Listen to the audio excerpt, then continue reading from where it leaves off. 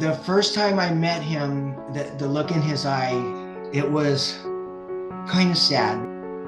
We got him to the emergency vet immediately, and that's when they discovered that he had been shot with a pellet.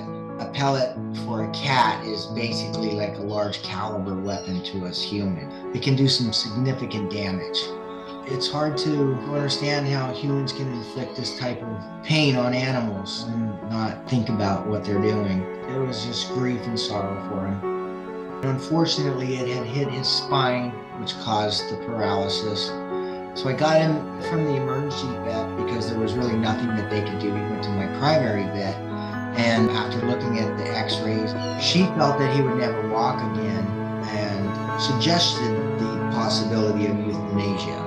But I told her I wanted to hold off on that for a little while. I wanted to give him a little time and see how he reacted. And from the moment I made the decision, it only solidified my belief that I was correct.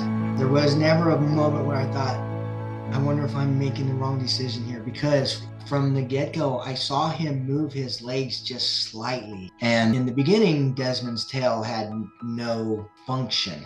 But after a couple days, I saw it twitch a little bit. So there had to be some nerve connection there. I knew there was hope for him. He's worth giving him a shot. And we just started working with him daily and trying to give him some therapy.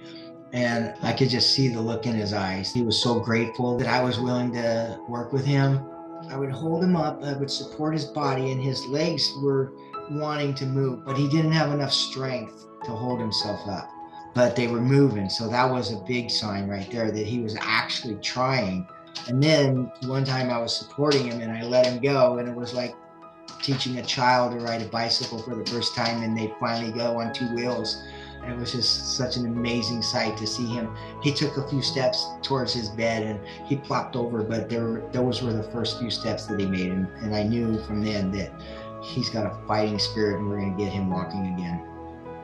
He's doing great. He's still a little bit wobbly and unsure on his steps, but he's walking very well.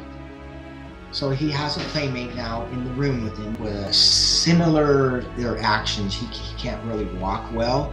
They do cat things. They play with balls and they tease each other and tumble around sometimes.